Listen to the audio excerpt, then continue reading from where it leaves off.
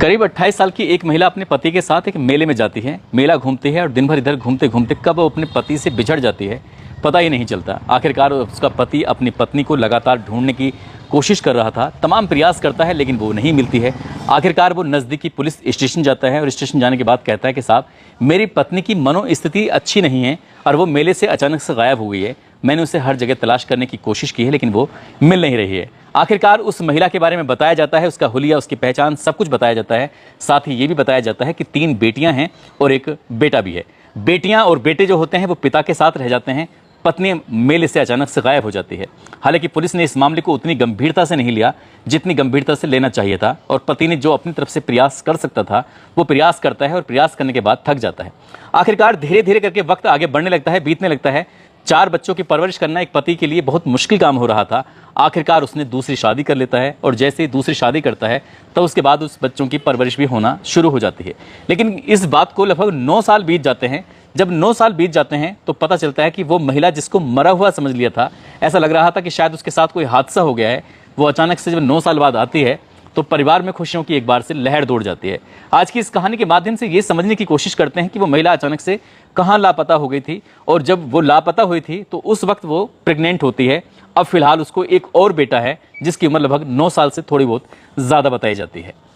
आदाब, नमस्कार, सत श्री अकाल। मैं उस्मान सैफी। आज की जो सच्ची घटना मैं आपको सुनाने जा रहा हूँ, ये सच्ची घटना है राजस्थान प्रदेश के ज़िला भरतपुर की। और ज़िला भरतपुर में ही एक जगह लगती है बछेरा और यहाँ पर एक है आश्रम जिसका नाम है अपना घर आश्रम। दरअसल ये कहानी इसी आश्रम से शुरू होती है। यहाँ पर एक चंदा नाम की महिला है जिसकी उम्र लगभग 38 साल के आसपास है और चंदा नाम की उस महिला को एक बेटा है जिसकी उम्र लगभग 9 साल के आसपास है। आखिरकार वो बच्चा स्कूल में पढ़ने के लिए जाता है और जब भी पढ़कर वो वापस आता है अक्सर अपनी माँ से पूछता है कि माँ, मेरे पिता का नाम क्या है। मेरी मैम भी पूछती हैं, बच्चे भी पूछते हैं। मैं समझ नहीं पाता कि आखिरकार मैं क्या कहूँ क्या ना कहूँ। शुरुआत में तो माँ ने ऐसी इधर उधर की बातें बताना शुरू कर दिया, लेकिन जब वक्त आगे बढ़ रहा था तो बच्चा समझदार होने लगता है और उसका सवाल था कि उसके पिता का नाम शामिल नहीं था, बाकी बच्चों के सबके पिता का नाम था। इस बीच में ये बात क्लास में भी फैल जाती है। क्लास के बाकी बच्चे पूछते हैं कि तुम्हारा पिता का नाम क्या है। माँ की स्थिति जो मन की है वो ठीक नहीं है। उसे कुछ बातें याद रहती हैं, कुछ याद नहीं रहती हैं। उस बच्चे को जिस तरह से भी वो समझा सकती थी समझा देती है। आखिरकार जब ज़्यादा ही सवाल जवाब करने लगता है तो वो आश्रम के कर्मचारियों के पास बच्चा पहुंच जाता है और जाके पूछता है कि मेरे पिता का नाम क्या है, क्या आप मुझे बता सकते हैं। लेकिन कर्मचारियों को भी कोई जानकारी नहीं थी। जो भी इस महिला का नाम उनके रजिस्टर में दर्ज है वही उनके पास जानकारी होती है। उस बच्चे ने जब बार बार ये पूछना शुरू किया तो यहाँ के जो कर्मचारियों ने बताना शुरू किया कि आखिरकार 9 साल पुरानी बात है, मार्च का वो महीना था और साल था साल 2016। दरअसल एक महिला को ये राजस्थान के ज़िला करौली के एक हिंडोन जगह लगती है, वहाँ की पुलिस इस महिला को अपने साथ लेके आती है और साथ लेने के बाद आश्रम में छोड़ देती है। और आश्रम में छोड़ने के बाद कहती है कि इस महिला के बारे में कुछ जानकारी नहीं मिल रही है। जब तक जानकारी नहीं मिलती है आप इस महिला का लालन पालन कर सकते हैं, यहाँ इसे अपने पास रख सकते हैं। दरअसल इसकी मनोस्थिति भी ज़्यादा अच्छी नहीं है। आखिरकार वो गर्भवती महिला होती है, उसको एक बच्चा पैदा हो जाता है और बच्चा उसी जगह रह रहा है। महिला के खाने का, रहने का, हर चीज़ का इंतज़ाम यहीं से होता है। जो बच्चा बड़ा होने लगता है तो उसका विद्यालय में भी एडमिशन हो जाता है, लेकिन माँ का नाम दर्ज था, पिता का नाम दर्ज नहीं था। आखिरकार जब वक्त आगे चल रहा था बच्चा अक्सर पूछता था। पूछते पूछते जब उसने ये पूछना शुरू किया कि कुछ तो बताओ, तभी बताया जाता है कि वो महिला के बारे में कि ऐसा लगता है इसकी बोलचाल से, इसकी भाषा से जैसे कि ये छत्तीसगढ़ की रहने वाली है।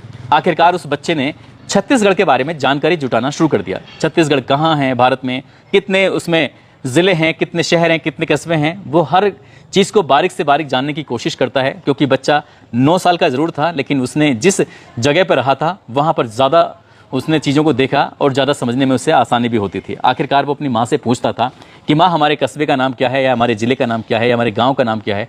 इस तरह की जब बातें वो बच्चा करता है तो आखिरकार उस महिला को थोड़ा बहुत कुछ याद आता है। जब थोड़ा बहुत याद आता है तो ऐसे जैसे कि भूसे के ढेर से कोई सुई तलाशने जैसी स्थिति होती है। आखिरकार उस बच्चे ने उस कर्मचारियों से कहा कि आप पता करो मेरे पापा का नाम क्या है। कर्मचारियों को भी उस बच्चे पर दया आती है।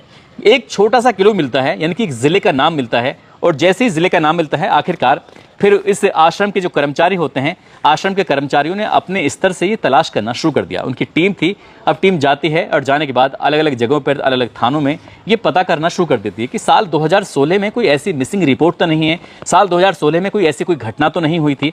तब ये पता चलता है कि हाँ, एक घटना ज़रूर हुई थी। इस घटना में 4 बच्चों की माँ होती है, अपने पति के साथ मेला देखने के लिए जाती है और वो अचानक से लापता हो जाती है। आखिरकार वो महिला चलती रहती है, चलते चलते पता चलता है, उसके बारे में जानकारी थोड़ी बहुत मिलने के बाद यह आई थी कि वो रायपुर पहुंच जाती है। रायपुर से एक ट्रेन में बैठ जाती है, ट्रेन से इधर से उधर लगातार सफ़र कर रही थी और सफ़र करते करते कब वो राजस्थान के इस किरोली ज़िले के हिंडौन में पहुंच जाती है। वहाँ शायद मंदिर में कुछ दिनों के लिए उसने शरण ले ली थी, लेकिन जैसे जैसे वक्त आगे बीत रहा था वैसे वैसे उस महिला का जो पेट था वो बढ़ रहा था, क्योंकि वो गर्भवती जो थी। आखिरकार वो पुलिस तक पहुंचती है और पुलिस ने वहाँ तक पहुँचाया। जब पुलिस ने अपनी तरीके से ये पता करने की कोशिश की तो पुलिस को सफलता नहीं मिल पाती है। लेकिन इस घटना के लगभग 9 साल बीतने के बाद, साल 2025 की बात है, जुलाई का वो महीना था, आखिरकार आश्रम की टीम ने उस घर को तलाश कर लिया जिस घर से वो महिला लापता हुई थी, गायब हुई थी। वहाँ से एक नंबर मिलता है और नंबर जब लेके आते हैं तो उस महिला के उस वक्त जो बच्चे थे वो बड़े हो जाते हैं।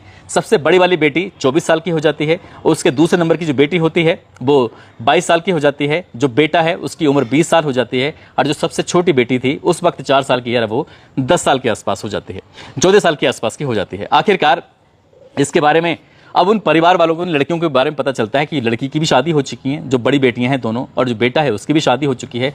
उन लड़कियों ने अपने पति से बातचीत की। दरअसल जैसे ही उसके पिता ने, यानी कि उन बच्चों के पिता ने शादी कर लेता है, शादी करने के बाद जब एक नई महिला आती है, उन बच्चों के प्रति इनका लाड़ प्यार कुछ ऐसा नहीं था जिसे उम्मीद की गई थी, जिस हिसाब से शादी की गई थी। जो बेटियां थीं उनको भी बेवजह परेशान किया जाने लगता है, बेटे को भी बेवजह परेशान किया जाने लगता है। तो कहीं ना कहीं परिवार में जो बच्चे थे उनको दिक्कतें, परेशानियां बढ़ने लगती हैं और उन बच्चों ने फिर अपने ही हिसाब से जहां मन था वहां शादी कर लेते हैं और वो अपने अपने काम से कहीं दूर निकल जाते हैं।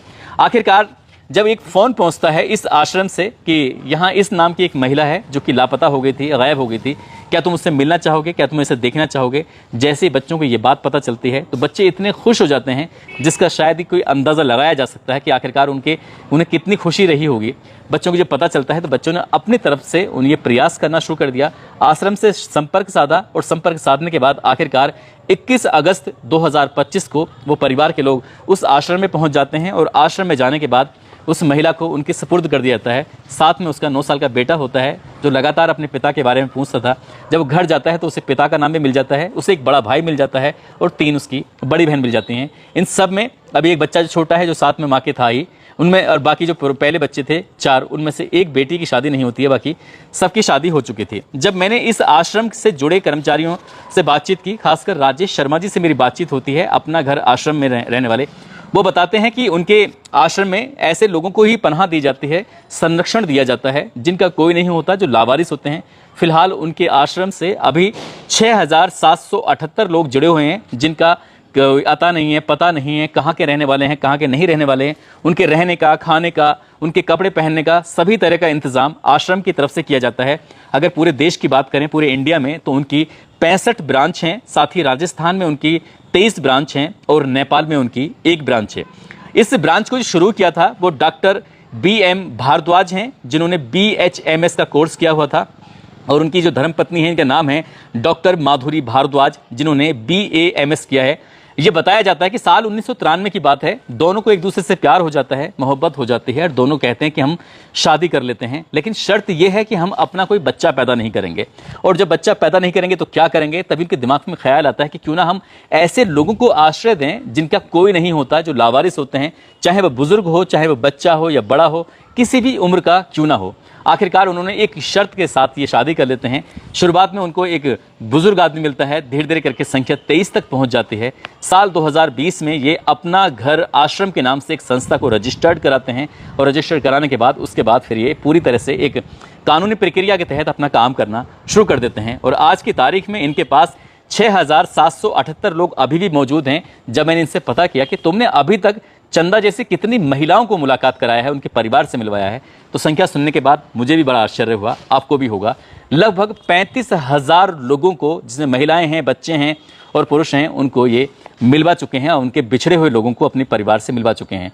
जब भी कभी मौका लगेगा तो मैं भरतपुर ज़रूर जाऊंगा, इस आश्रम में ज़रूर जाऊंगा, डॉक्टर साहिबा से और डॉक्टर साहब से ज़रूर बात करने की कोशिश करूंगा, उनकी जुड़ी हुई कहानी को जानने की कोशिश करूंगा और जैसी चंदा की कहानी है उसको भी मैं आप तक लेके आया हूँ। और दोस्तों ये उम्मीद करता हूँ कि ये भी कहानी आपको बहुत ज़्यादा पसंद आई होगी।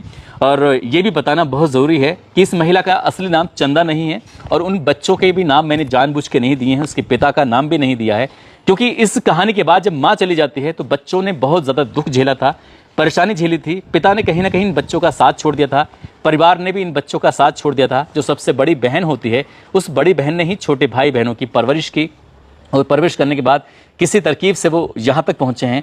जब मैंने दूसरे नंबर की लड़की से बातचीत करने की कोशिश की तो मेरी बातचीत काफ़ी देर तक होती है। उन्होंने मुझसे रिक्वेस्ट की कि भाई प्लीज़ मेरे घर के परिवार के बारे में, गांव के बारे में बिल्कुल भी बताने की प्रयास मत करना, क्योंकि अगर आप बताओगे तो ये कहानी सबके सामने पहुंच जाएगी और जिस दुखों से हम बहुत दूर छोड़ के आए हैं कहीं ऐसा ना वो दुख फिर से हरे हो जाएं। क्योंकि इसके बाद चाहे ननिहाल वाले हों, पिता हों, ज़्यादा लोगों ने साथ नहीं दिया, परेशानी ज़्यादा महसूस की।